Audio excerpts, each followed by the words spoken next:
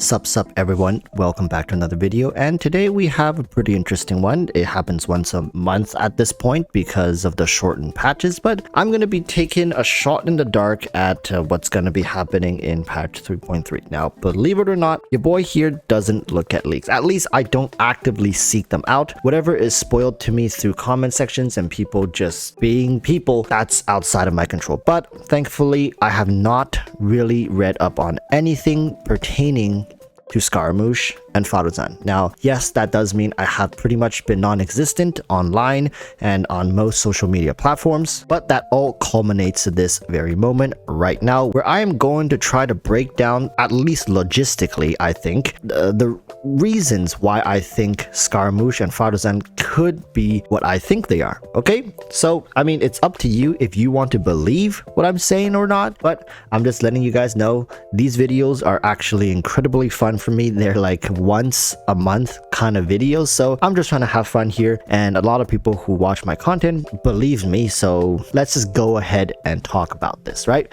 So let's start with the 5-star scaramouche. Being a 5-star, you know, a Nemo character, big shoes to fill, right? Some of the most powerful characters in the game are a Nemo. We got Jean, we got Sucrose, we got Xiao, we got, and of course, Kazuha. These characters are some staples. I mean, yeah, we also have Sayu, but you know, who really want to talk about that right now? Hazel's fine as well, but the vast majority of people playing this game shell out high praises for the previous ones that I've mentioned. So that's without saying. I think right now the role of supportive Nemo characters is incredibly difficult to design for. It's almost impossible to do it without power creeping. Now, what I mean by that is if you're making another 5-star Nemo support character that relies on the Viridescent set, that's going to be a huge letdown, no matter how you want to spin it, right? Imagine if it comes out and it's incredibly powerful, even better than Kazuha. It's like, imagine if Kazuha and Venti had a baby. Well, maybe don't imagine that, but let's just say they somehow fuse together. Imagine Kazuha gained the CC abilities of Venti, but also retaining the amazing utility features that Kazuha currently have, right? Like if you make Scaramouche into a character like that, that is incredibly disgusting levels of power creep that immediately puts both the characters out of commission. And HoYoverse heavily relies on their rerun banners to pull in sales, so I don't think that's going to be very likely, you see. So at the very least, a support Viridescence user that power creeps Venti and Kazuha, out of the question. It's not going to happen, right? So once that's out of the way, then we ask the question, are they going to make a support Viridescent user that's subpar to both Kazuha and Venti? Also very unlikely. Then why would people pull for it? Like if you're going for middle of the pack between these two, we have Sucrose. That's pretty much exactly what Sucrose is. Sucrose has less CC than Venti, but more precision with her CC and Viridescent application with a decent AoE, right? But she doesn't have that control and finesse and the damage output that the Kazuha can bring. So you're just gonna make a 5-star Sucrose? Is that what it is? But you have to be very careful, right? If you push Sucrose just a little too far, like give her a bigger AoE, give her more CC, give her more damage, then suddenly she becomes that very character I described earlier, which power creeps both Kazuha and Venti, like best of both worlds. Can't do that, right?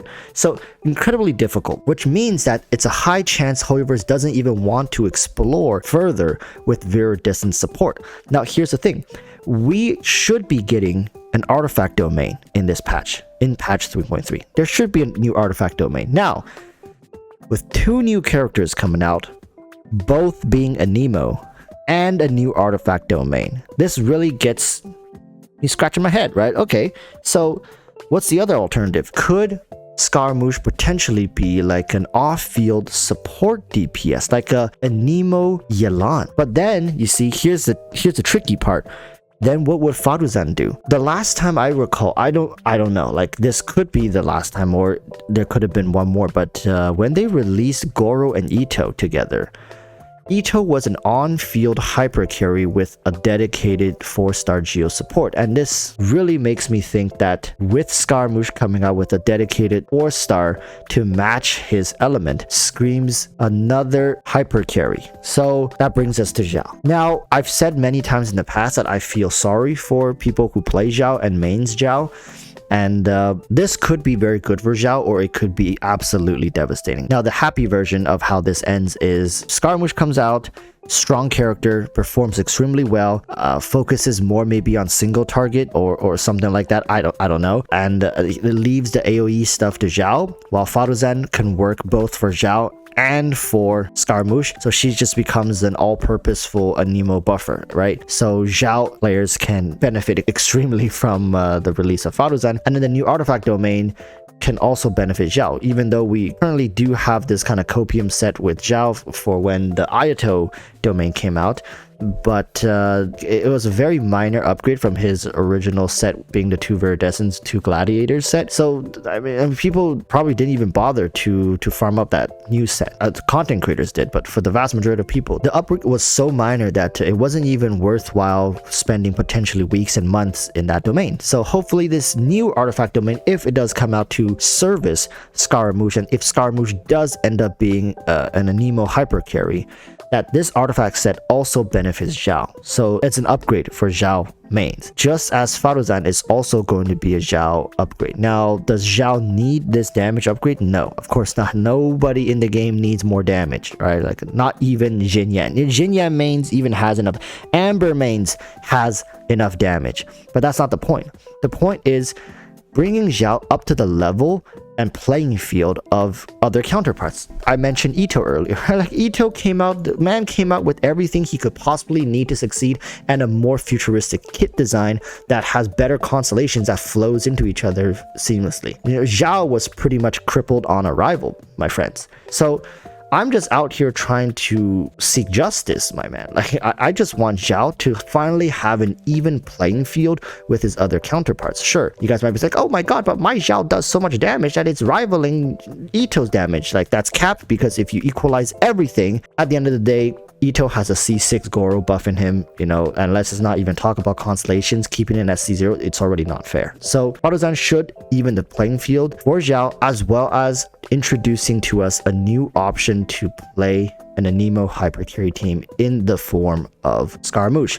because this is the only way to introduce a character that's not repeating previous utility Anemo characters. Anemo characters don't lack utility, they lack representation, my friends. And with the success of someone like Hazo, even a 4-star Anemo hypercarry or like a Anemo brawler carry character demonstrates to Hoyoverse that the player base is seeking out this type of character.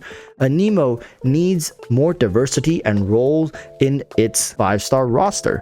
We don't need more Viridescent users. Please, Hoyoverse, if you release Scaramouche and he is some sort of Viridescent user, it's just gonna be atrocious. This is like, it's very distasteful. I don't think it's going to be the right move. That's why I think Hoyoverse recognizes this. The player base craves this. And really, are you gonna take a character like Scaramouche and make him sit in the background 24/7? No, you want this man to be on field, doing his job, doing work, clapping cheeks, slicing enemies down, and just generally showing off what he's capable of, right? So that's going to be my interpretation of how Scaramouche likely should be. Now, this is just deduction, right? He can very easily come out to be an Anemo, so he can be like an Anemo Shenhe for all I know, and Faruzan could be, I don't know, like if Scaramouche ends up being an Anemo Shenhe to Xiao, which Xiao then would become the sole benefactor of the release of Scaramouche, then Faruzan might be an all-purposeful healer. Maybe, I don't know, like if we already have a buffer in Scaramouche, then Faruzan doesn't need to buff anything. She just needs to provide more utility, and apart from Jean, right, I can't really think of any other decent Anemo healer. Like, I know, okay, I know, but I said decent. So all in all, I don't think this scenario is very likely, because imagine releasing an entire new 5-star character just to service a previous very old 5-star character that many people already have gotten copies of. Very little room left to grow really for Xiao. I'm not talking about his height, but rather the level of excitement he's able to drive for future sales and promotions. So it's much better PR wise for Hoyoverse to create another Anemo DPS that they can service into the future. Alright, that's all I gotta say. Fingers crossed, I'm gonna be live streaming the 3.3 special program in a couple of hours here. So if you stumble across this video early, I mean, I'll see you guys there. Alright, let me know. We'll see if I was right or I was wrong. I'm not always right, but for the most part, I've been pretty accurate. So until then, urge y'all to stay safe. Peace, bye.